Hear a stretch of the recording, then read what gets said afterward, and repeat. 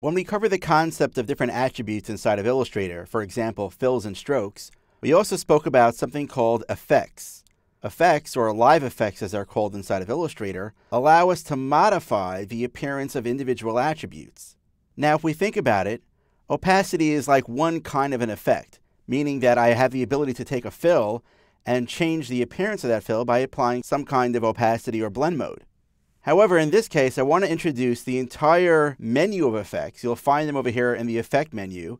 And these are all different things that you can apply to an object, or actually you're applying them to a specific attribute in order to modify that attribute. But it's important to realize that this effect that you'll be applying will only be changing the actual presentation of your graphic. Even though it may look like your artwork changes completely in the way that it looks, that change itself will not change or affect the structure itself. Now, in addition to being able to actually apply effects from the effect menu, you'll also find that at the bottom of the appearance panel is the effects icon, and you can actually duplicate or find that entire menu right here as well. Now, one of the things that's important to realize about effects is that all the rules and things that we've already discussed until now, things like stacking order and targeting, also apply to effects. So let's apply some of these effects and see how they work. I'm going to start by selecting this object here on my artboard.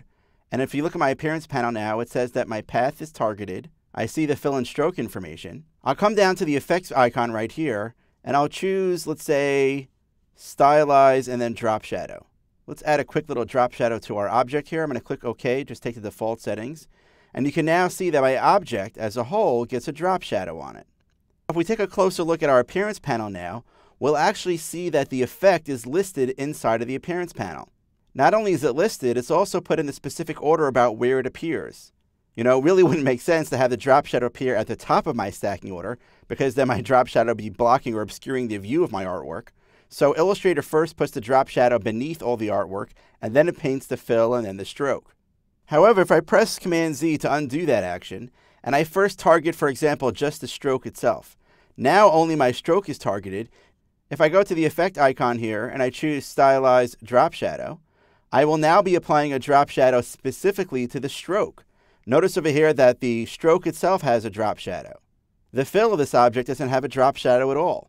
In fact, if I click on the twirl down of the stroke, you'll see that the drop shadow now appears only for the stroke, and it does not apply to the fill at all. Now, one important thing to note about working with the appearance panel is that when these effects, which again modify the appearance of any kind of attribute, meaning a fill or a stroke, I can easily move that around within the appearance panel.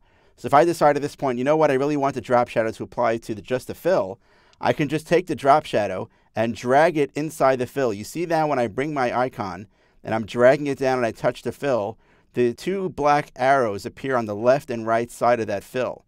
And when I release the mouse, you'll now see that the drop shadow has been applied only to the fill, but not to the stroke. Likewise, if I take that same drop shadow and I continue dragging it down outside of the fill, you can see now that that drop shadow gets applied to the entire object, both the fill and the stroke. So it's not being applied specifically to just one of those attributes. One of the nice things that Adobe has added recently, in CS4 they did this, by adding the little eyeballs over here inside the appearance panel, I could temporarily see what my artwork looks like without the drop shadow by just turning off the eyeball. The benefit of this is that I don't have to actually remove the drop shadow, which may have specific settings applied to it, in order to see what my artwork looks like without it and then reapply it again. I could simply turn that eyeball back on and then see exactly what that artwork looks like with the drop shadow, or basically reinstate the drop shadow. Now, if I decide at any point that I don't want the drop shadow at all, I could take it and I can drag it right into the trash icon, and it's no longer there. Now, I want to take a moment here to explain why exactly the feature is called Live Effects.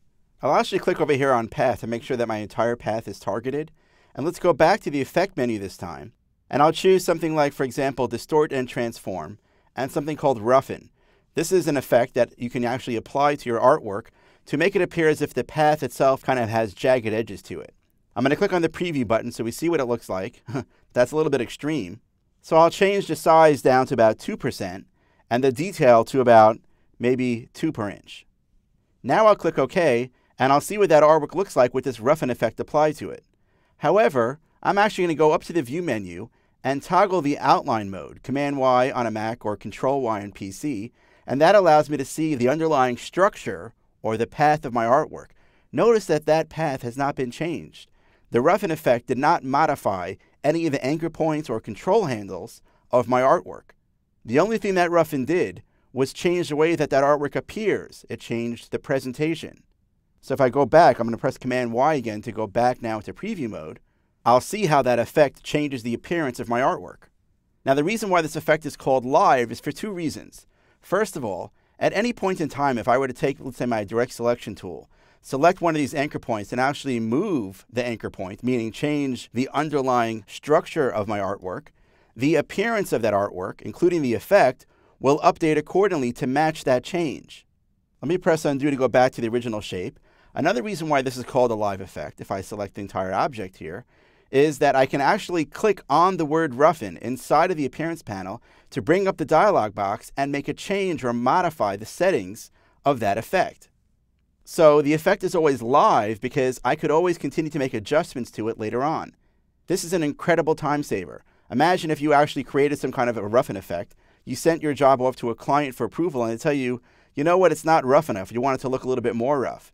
You'd have to redo your artwork all over again. Well, if you use live effects, all you need to do is come back to the appearance panel, click on the roughen effect itself and make a change. Let's go to maybe 4% for the size and click OK.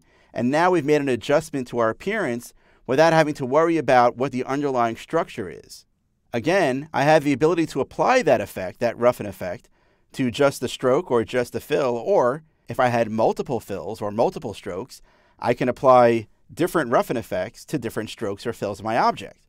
Now in these examples, all we've done is applied things like a drop shadow or a roughen effect. But remember, the effect panel itself is filled with many different settings.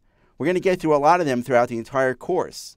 However, the benefits of the appearance panel should now be clear. It's a lot easier to make changes to the presentation of your artwork than it is to make changes to the structure of your artwork. And all that power is encompassed directly here inside of the appearance panel.